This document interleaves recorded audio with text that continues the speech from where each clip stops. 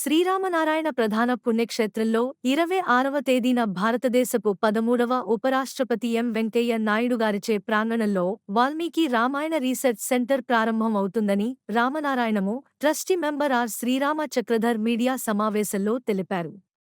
వాల్మీకి రామాయణంపై 3 రోజుల్లో మహాసదస్సు కేంద్ర రాష్ట్ర మంత్రులు, ఉపకులపతి, జాతీయ సంస్కృత విశ్వవిద్యాలయం పీఠాధిపతులు, వివిధ ప్రవచన గురూజీలు, వేదపారాయణం పండితులు మరియు విద్యార్థులు వివిధ సంస్కృత కార్యక్రమముల నడుమ అత్యంత వైభవంగా సౌభాగమానముగా నిర్వహించబడును.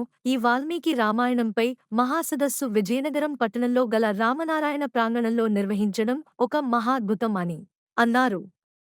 భక్తులందరూ విచ్చేసి పై కార్యక్రమంలో పాల్గొని శ్రీ సీతారాముల స్వామివారి కృపకు పాత్రులై ధరించగలరని, ఈ సందర్భంగా ప్రాంగణంలోని అన్ని ఏర్పాట్లు జరుగుతున్నాయని ట్రస్టీ నారాయణం శ్రీనివాసరావు దంపతులు తెలిపారు. ఈ కార్యక్రమంలో ఏ శారదా, దీప్తి, కె జాహ్నవి, నీరజ్ వల్లి పాల్గొన్నారు.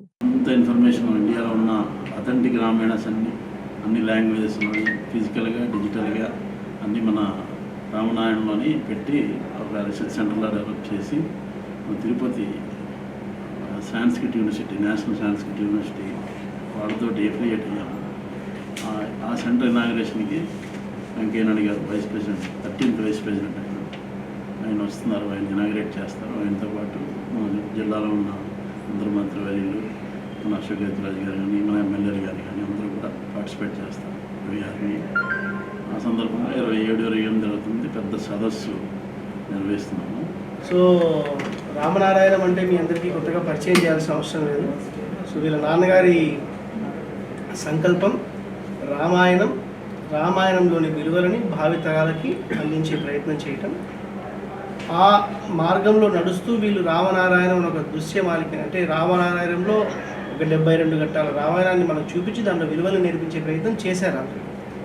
అయితే అక్కడితో ఆగిపోకుండా ఇప్పుడు రామాయణం అని అన్న వెంటనే అది కథ, కల్పితమా, చరిత్ర అని చాలామందికి ప్రశ్నలు ఉన్నాయి. అలా కాదు, రామాయణం ఉంది.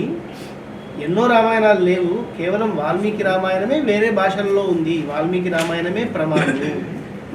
వాల్మీకి రామాయణం జరుగుతూ ఉన్నప్పుడు ఈ రామాయణాన్ని గ్రంథస్థం చేయటం, అది రామచంద్రుడు నిండు సభలో ఆమోదించి ఇది నా చరిత్ర అని ప్రకటించడం జరిగింది అని మనకు వాల్మీకి రామాయణం చెప్తుందన్నమాట. అంటే వాల్మీకి రామాయణం ఇతిహాసం, ఇతిహాస, ఇది ఇలా జరిగెను.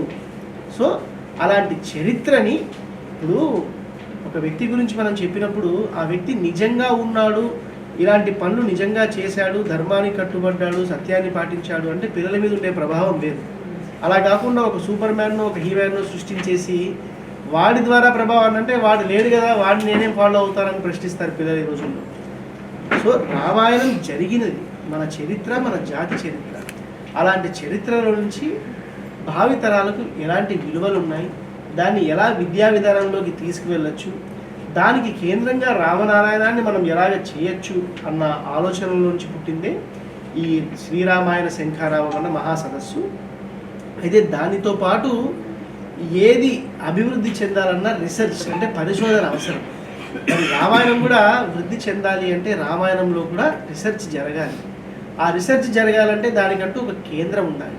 అప్పుడు అలాంటి కేంద్రం ఏదన్నా ఉందా అని మేము ప్రయత్నించడం జరిగింది.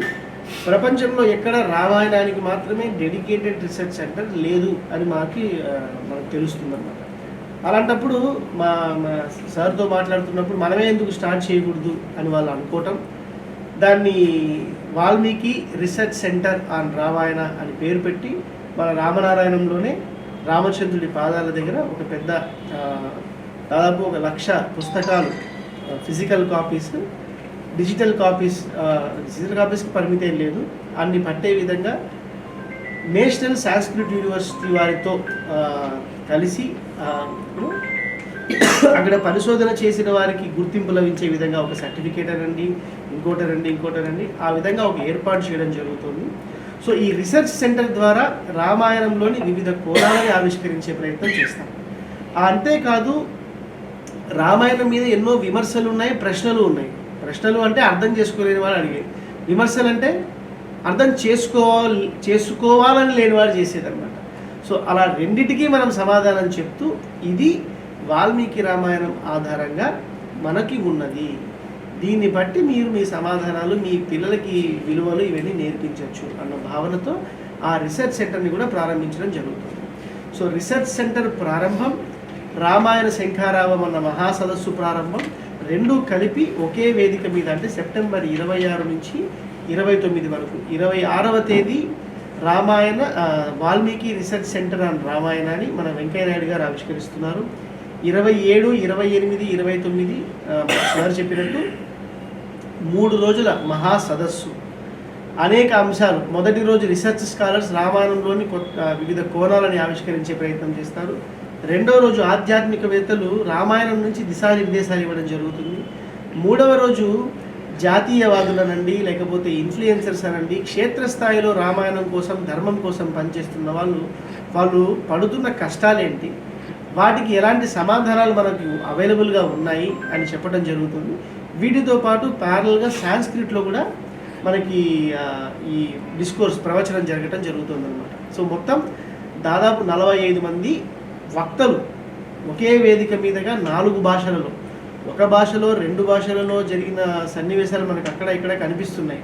కానీ 4 భాషలలో ఒకే వేదిక మీద నుంచి 3 రోజులు ఇలాంటి ఒక సదస్సు ఎప్పుడూ జరగలేదు. సో ఈ సదస్సు భావి తరాలకి, భవిష్యత్ సదస్సులకి ఒక ప్రమాణంగా, ఒక స్ఫూర్తిదాయకంగా ఉండాలని మేము కోరుకుంటున్నాం. దీనిని ప్రజల్లోకి తీసుకువెళ్ళి వారికి మన మంచి ఉద్దేశం ఏదైతే ఉందో, దీనివల్ల ఒక లబ్ధి పొందాలన్నది కాదు, రామాయణాన్ని ప్రజలకు దగ్గర చేయాలన్నది ఆలోచన. ఆ ఉద్దేశాన్ని మీరు ప్రజలకి అందచేసి చక్కగా వారిని ఈ మహాసదస్సులో భాగమయ్యేటట్టు చూడాలని ప్రార్థన చేస్తూ జై శ్రీరామ్. అంతేకాదు ఈ ప్రత్యక్షంగా దాదాపు ఒక 1000 మంది మనకి హాజరయ్యే కెపాసిటీ ఏర్పాటు చేస్తున్నాము. ప్రత్యక్షంగానే కాకుండా అంతర్జాలంలో, అంటే ఇంటర్నెట్లో యూట్యూబ్ ఛానల్స్ లైవ్ ద్వారా అనండి, శాటిలైట్ ఛానల్స్ అనండి, ఇలా చాలా ఛానల్స్ మనకి టెలికాస్ట్ చేస్తున్నాయి. దాదాపు ఒక 2 కోట్ల సబ్స్క్రైబర్ల దాకా మనం వెళ్తున్నాం అనమాట. అంతమంది అన్ని ఛానల్స్ మనం టెలికాస్ట్ చేస్తున్నాయి. లైవ్ సెటప్ అంతా సార్ వాళ్ళే చేస్తాం. అందులో ఎవరు వాళ్ళు లోగో పెట్టుకొని వాళ్ళు టెలికాస్ట్ చేసుకోవచ్చు. ఎవరన్నా లైవ్ టెలికాస్ట్ చేయాలని అనుకుంటే మనల్ని సంప్రదిస్తే వాళ్ళకి రా ఫీడ్ ఇచ్చేస్తున్నాము. వాళ్ళ ఇష్ట ప్రకారంగా వాళ్ళు ఏ విధంగా చేసుకోవచ్చు. సార్ రీసెర్చ్ సెంటర్లో